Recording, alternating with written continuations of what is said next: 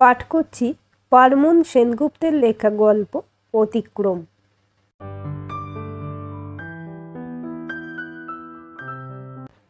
ঠাকুরমার বাপের বাড়ির ঠিক পাশের বাড়িতেই থাকতো ননিবালা গোস্বামী, ডাকনাম ননি। রূপে লক্ষ্মী হলো, গুণে সরস্বতী সে একেবারেই ছিল না।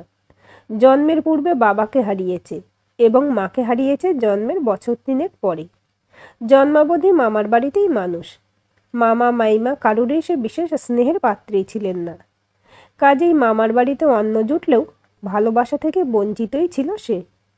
ননির যে তাতে বিশেষ কষ্ট হতো তাও নয়। আসলে জ্ঞান তো ভালোবাসার স্বাদ যে পায়নি, তার পক্ষে ভালোবাসার অভাব অনুভব করতে না পারাটাই বোধহয় স্বাভাবিক। ষষ্ঠ শ্রেণী পর্যন্ত টেনে টেনে বিদ্যালয়ে পড়াশোনা করলেও তারপরে তাতে ইতি টানতে হয়।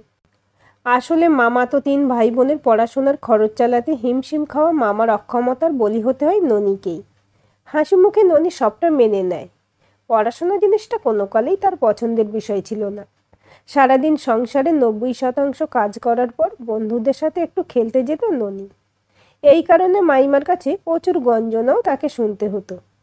এগুলো কিছুই ননির গায়ে লাগতো না, সবটাই যেন সয়ে গেছিল। সমস্যাটা হয় মামার বড় মেয়েকে দেখতে এসে ছেলের বাড়ির লোকজন ননিকে পছন্দ করে বসে।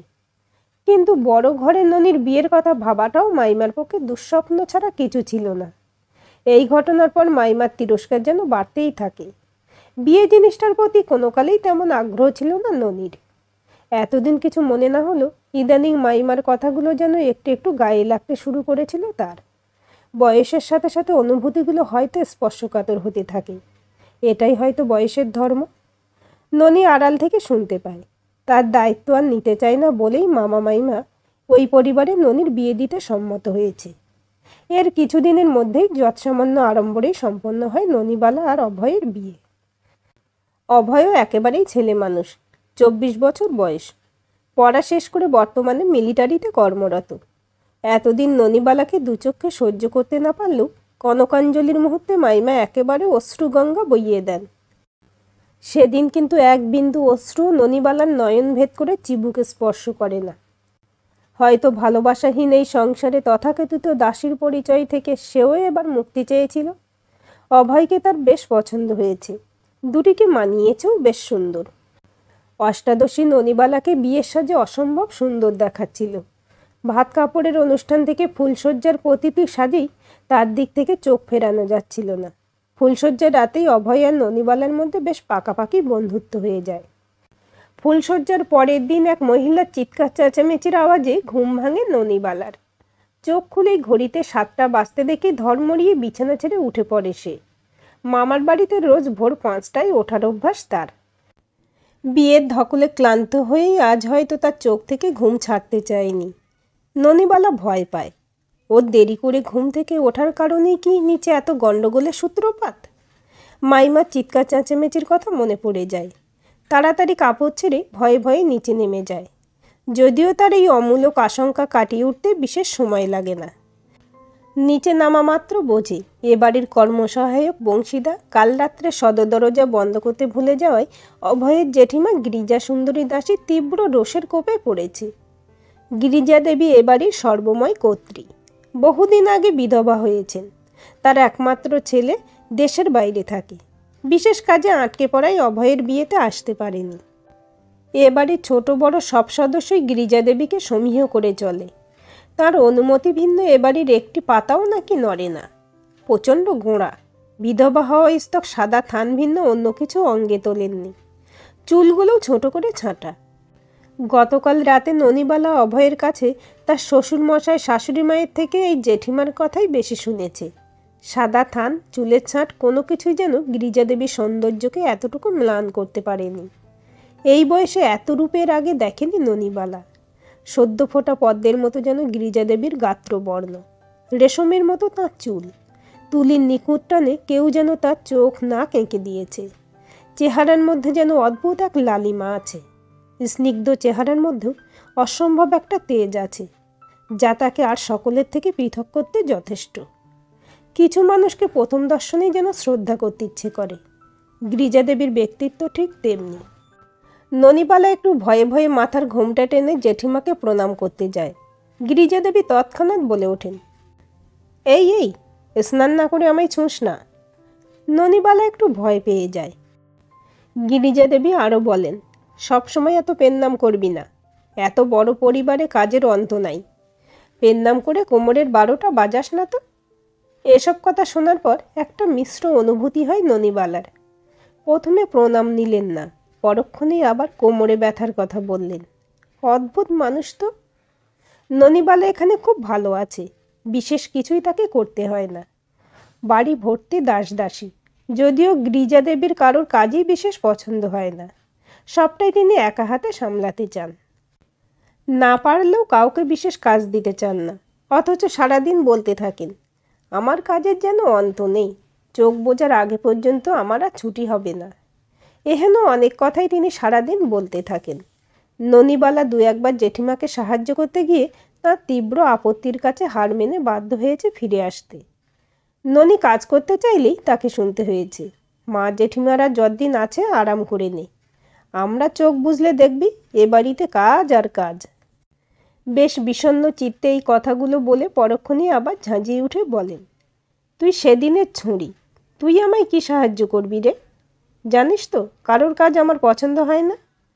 চরম ব্যর্থতার সাথে শুকনো মুখে শাশুড়ি মায়ের আমিষ রান্নাঘরে গিয়ে উনুনের পাশে বসলে শাশুড়ি মা খুন্তি নাড়তে নাড়তে হেসে বলেন, কী রে, জেঠিমা কাজ করতে দিল না তো?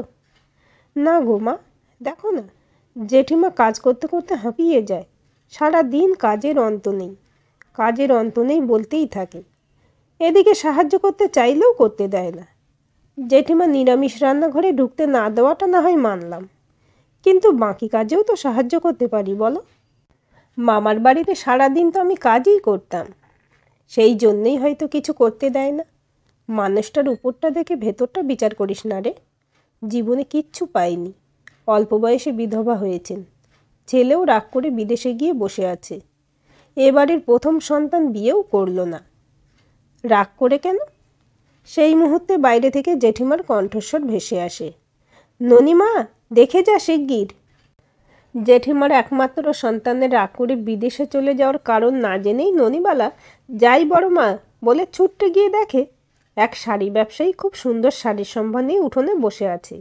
শাড়ি বিক্রেতার কাছে সমস্ত লাল, নীল, সবুজ শাড়ি দেখে জেঠিমার চোখ দুটো যেন আনন্দে জলজল করছিল। অদ্ভুত লাগে ননিবালার, সাদা থানের মধ্যে যার জীবনটা আষ্টেপৃষ্টে জড়িয়ে গেছে, তার এত উচ্ছ্বাসের কারণ কি? তাহলে কি জীবনের অপূর্ণ চাহিদাগুলো ননির মধ্য দিয়ে পূরণ করে নেওয়ার বাসনা? ননিবালা দেখে জেঠিমার বকাবকির শিকার কম বেশি সবাইকেই হতে হয়, যদিও ননিবালা একবারই কেবল নিরামিষে ছেলে ঢুকে পড়ায় কিঞ্চিত বকা শুনেছিল, যদিও সেদিন দুঃখটা বকা খেয়ে হয়নি। ননিবালা এই কদিনে একটু হলেও জেঠিমাকে বুঝেছে।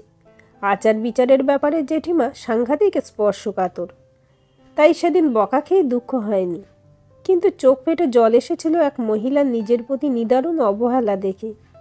বিশাল বড় রান্নাঘরে রন্ধন সামগ্রী বলতে বিশেষ কিছুই ছিল না, একটা উনুন, কয়েকটা কৌটো, ঝুড়ি আর নামমাত্র বাসন। খাবারও সেরকম কিছুই ছিল না। শাশুড়ি মায়ের কাছে ননিবালা শুনেছিল জেঠিমা একবেলা অন্ন গ্রহণ করেন, তাই বলে নিজের প্রতি এতটা অবহেলা? এত বছর ধরে তাহলে কি এটাই চলে আসছে? সেই জন্যই কি জেঠিমার নিরামিষ এসেলে সকলের প্রবেশ নিষেধ? জেঠিমার প্রতি ভালোবাসার কারণে ননিবালা নিজের মনের মধ্যে ঘুরপাক খাওয়া সব প্রশ্নের উত্তর খুঁজতে শাশুড়ি মায়ের কাছে যায়। তার কাছে যা শোনে তার অর্থ এই দাঁড়ায়, জেঠিমা ইচ্ছাকৃতই নিজেকে এতটা কঠোর করে রেখেছেন যাতে তাকে কেউ কিছু বলতে না পারে। হেরে গেছেন শুধু নিজের ছেলের কাছে। সবাইকে দমিয়ে রাখতে পারলেও সন্তানকে পারেননি চুপ করিয়ে রাখতে। মায়ের নিজের প্রতি এতটা অবিচার মেনে নিতে পারেনি সে।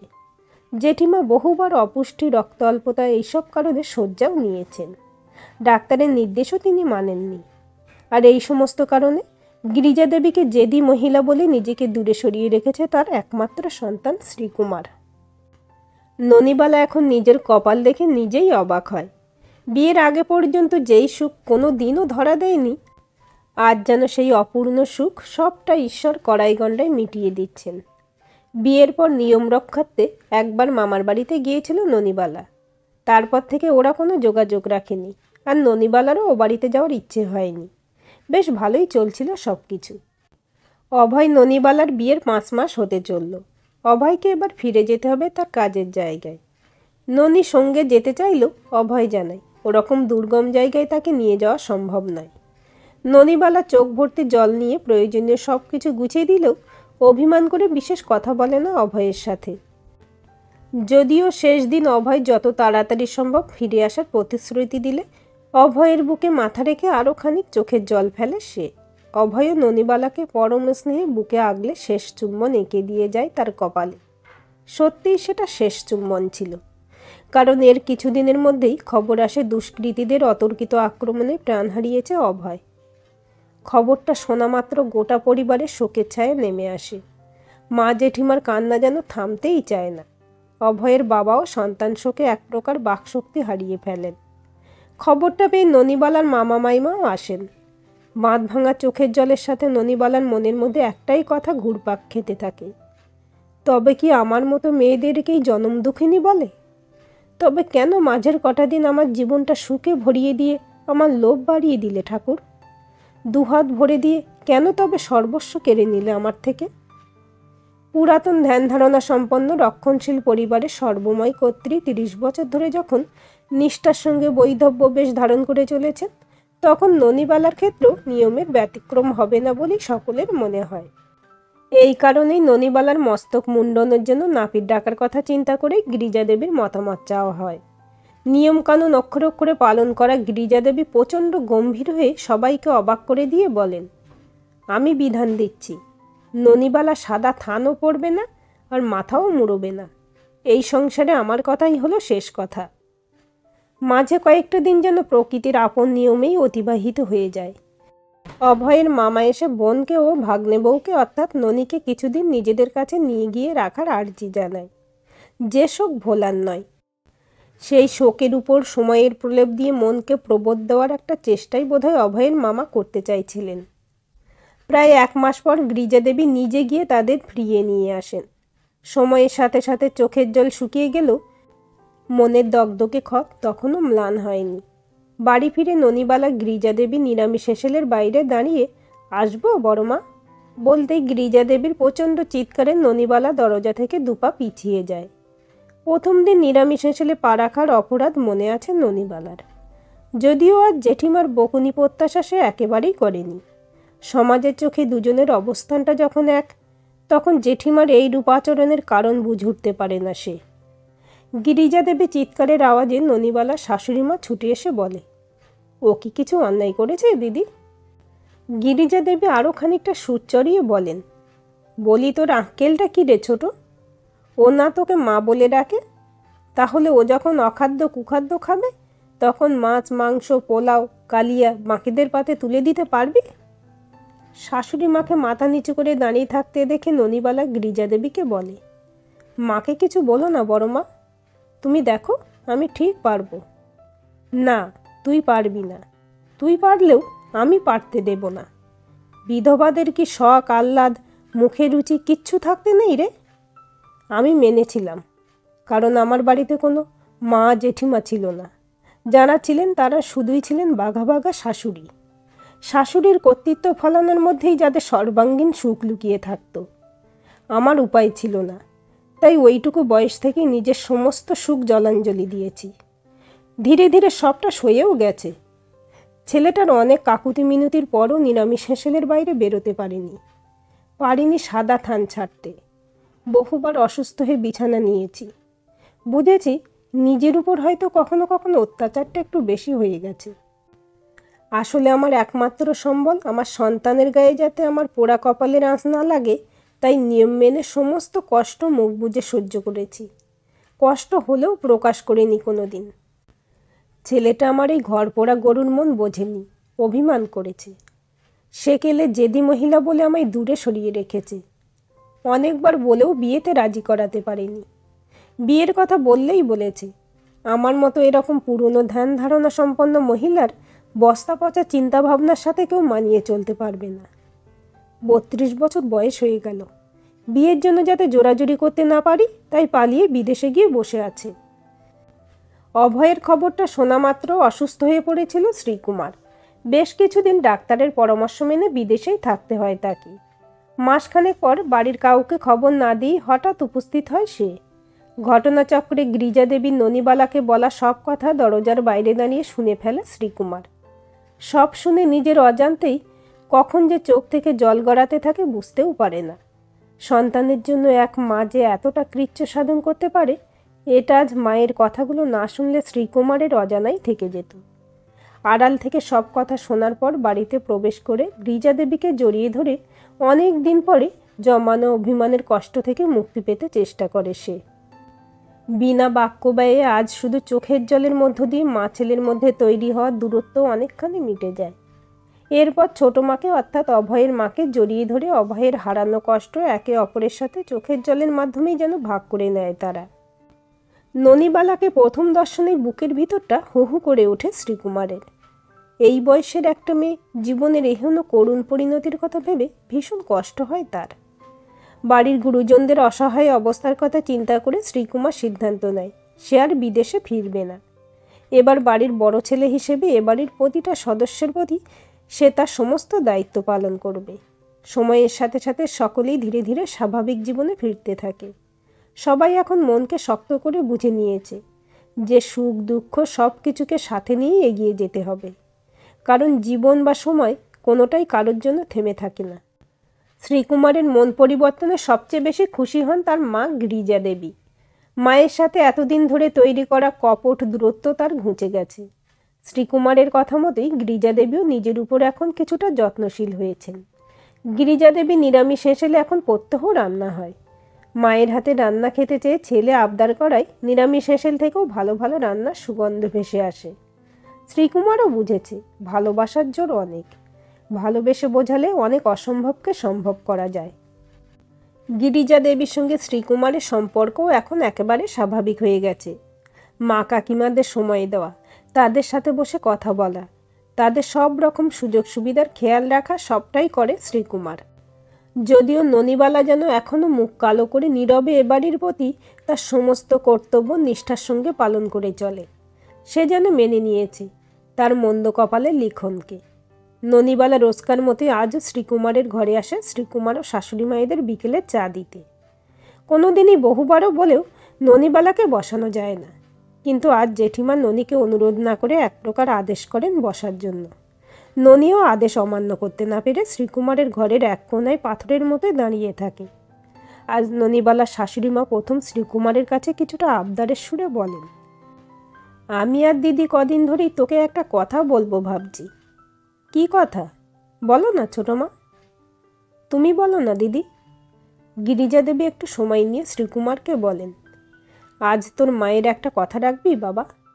তুই সারা জীবন চেয়েছিস আমাকে যাতে বৈধব্য জ্বালা সহ্য করতে না হয়। ননিকে দেখিয়ে বলেন, ওর দিকে একবার তাকিয়ে দেখ। এই বাচ্চা মেয়েটা সেই একই জ্বালা সহ্য করতে করতে দিনে দিনে শেষ হয়ে যাচ্ছে। ওকে আমরা এতটাই ভালোবেসে ফেলেছি যে ওর কষ্ট আমরা যেন আর দেখতে পারছি না। তোকে এই কথাটা বলার অর্থ তুই পারিস হতভাগীটাকে এই কষ্টের হাত থেকে মুক্তি দিতে। শ্রীকুমার মায়ের কথার অর্থ একেবারে বোঝে না তা নয়, কিন্তু এমন সময় এমন বিষয়ের উদ্ঘাটনে সে কিছুটা অপ্রস্তুত হয়ে পড়ে।